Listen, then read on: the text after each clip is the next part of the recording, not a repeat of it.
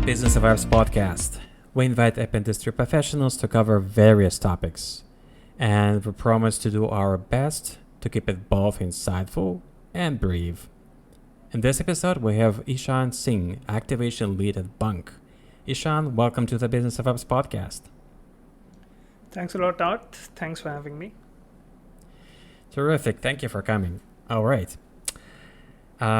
This time, my setting the stage begins with a disclaimer. The cookies we'll be talking about in this episode have nothing to do with the ones you love on your dessert. The Oreo cookies future is just fine. It's not going to disappear anytime soon. No worries. Now, today I have Ishan to talk about what happens in mobile marketing with third-party cookies, small pieces of data for digital tracking that disappear from the scene. And yet, mobile marketers still need to somehow stay efficient and drive traffic to mobile apps. But before we begin, Ishan, let's kick off with talking about you. What is your background? All right. So my name is Ishan Singh. I'm natively born and brought up in India. A standard education background of engineering, and then I did my MBA in marketing. I currently work for Bunk, which is one of Europe's leading online banks based in Amsterdam right now. I've been a growth leader all my life. Started tinkering right when I was at university, and since then it's been 10 odd years and have loved this space. So working towards primarily fintech organizations across the world, trying to scale everything in their growth from acquiring users, engaging them, retaining them, onboarding and activation. And through all of these stints, lately, from the last 1 year, I've been solving onboarding, sign up, and activation problems at Bunk from their Amsterdam headquarters. That's me. Okay, let's dive into the main topic. As third-party cookies become obsolete, what strategies should businesses adopt to gather and leverage first-party and zero-party data efficiently? Okay, so let me first explain what first party and zero party data is. It's basically data which is acquired by companies for their own use by asking its direct users those questions. So it's not that I go online and just buy a bunch of email addresses of grocery stores in the US. I've requested those. The users have willingly given those data and details to me with their consent that I could use it or my company could use it. So those are the zero and first party cookies broadly. And the most essential part in which companies could acquire it lately is using quizzes, using forms, using different engagement tools on their lead collection through which they give some value to their users. And in exchange of those values, the users share their details. For instance, a lot of finance players, and I'll maybe quote some more finance examples, but a lot of finance players do this. They have a retirement calculator now, which is a very fancy and interesting thing for Gen Zs and millennials trying to understand how much money would I need when I retire. And everyone wants to retire early. So these financial calculators ask a bunch of your details. What's your income like? What's your lifestyle like? How much you spend, and a whole lot of things. And then they tell you to a certain degree of accuracy, how much money would you need. And to access that detailed report and data, they would ask your email address, your first name, last name, maybe date of birth, or some information. And then they would share it with you.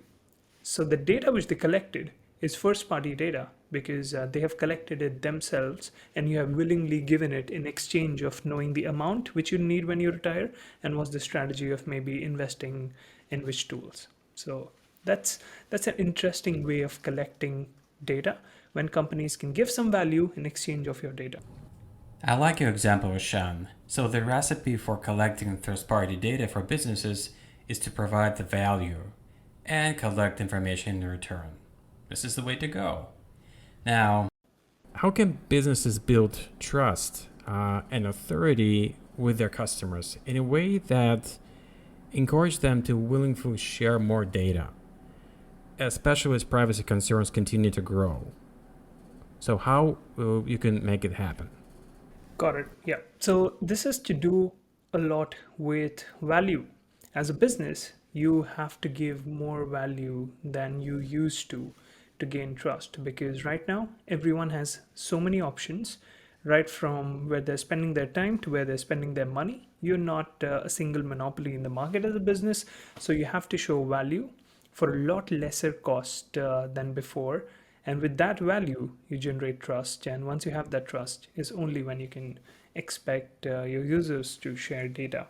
So going back to the same example, or a similar example, whatever incentive you're giving to your user, like in my example was the retirement calculator, whatever incentive are you giving to your user, you have to make sure that it's valuable. If it's something which I can extract from Google or ChatGPT or anywhere for a lot less effort, then I'm not going to give your data, let alone be your customer altogether. So it's just about the kind of value which you're delivering. If it's valuable, then getting data becomes easy. Yeah, now I see why it may be a problem. What I mean, it may be a problem is that uh, right now, when people have to switch from relying on third party data that they used to collect previously on actually collecting themselves this first party data from their users, it is way harder. You have to think harder. You have to really walk in the shoes of your customers. What information is actually valuable? Um, just like you're saying, making sure that this is the kind of exclusive info, exclusive data. There's no way people can find it anywhere else, and only in that case it will bring them value. And yeah, it requires more time, more effort, more good thinking on how it should work for their specific case. Now, with the rising costs of acquiring customers due to declining third-party cookies usage, like we said at the beginning, how do you foresee brands adjusting their marketing budgets and strategies to maintain or improve conversion rates? Yeah, great question. And this is something which I have witnessed firsthand, where most of the times my targets or KPIs would be towards how can we reduce CAC? And it's been a burning question across organizations across the world. So, one of the tested strategies which have worked is you advertise for a broader lead magnet or value which you're trying to deliver. For instance, if I am specifically um, solving a problem of stock market investments and I'm a stockbroking platform, I would still sell something like a retirement calculator to advertise on Instagram, Meta, where now advertising is a little less personal because I don't have a lot of cookies to specifically target to my customer base or my ideal customers. So I would be targeting to a broader customer base with values um, which would be appealing to a lot more of users. For instance, retirement. Everyone wants to know how much money would they need when they retire. Everyone wants to know maybe when a discount is available for the next best pair of sneakers which they have, or similar things. So I would advertise, if I'm advertising, on a broader value which is relevant to a larger audience base. With that, I would gauge leads, and then I would use those leads and nurture those leads to convert eventually for my organization. So there will be a higher spend, but I would try to use lead nurturing and different CRO methods to basically convert a higher audience base altogether. That's strategy number one. Strategy number two altogether is to use referrals, and not in a generic manner of just rewarding something if you're referring out, but how do you growth hack referrals across your sign up funnel the moment a user has onboarded? How do you analyze who are your loyal customers, and you're sharing a right value or incentive for them to refer their friends and family? Build an ecosystem, not much like Apple, but not as dependable or advanced as Apple, but building an ecosystem of how you need to share this product with your friends and family, make them a part of it, and enable them to use it. So a lot of banks lately have been doing it. Sorry for quoting fintech once again, but Referrals is a very strong and underappreciated acquisition channel, which a lot of people and banks or companies don't do it right. So we have a lot of scope of growing referrals. So it's acquiring for a broader user base, then nurturing those through high quality communications and interactive channels. We have WhatsApp, we have RCS, and a lot of exciting channels to retarget or reach out to them. And then once they are our customers, nurture them and give them one of the best onboarding experiences for which they're happy, and then integrate a referral loop. So this will be a rough blueprint. Gotcha. That's a great blueprint. And for me, it shows that, ever present challenge that I've been seeing as I've been doing this podcast for years, that whenever you're dealing with your user or customer base on big scale, and it, like, 99% of the cases, it's not possible to interact with these people in person.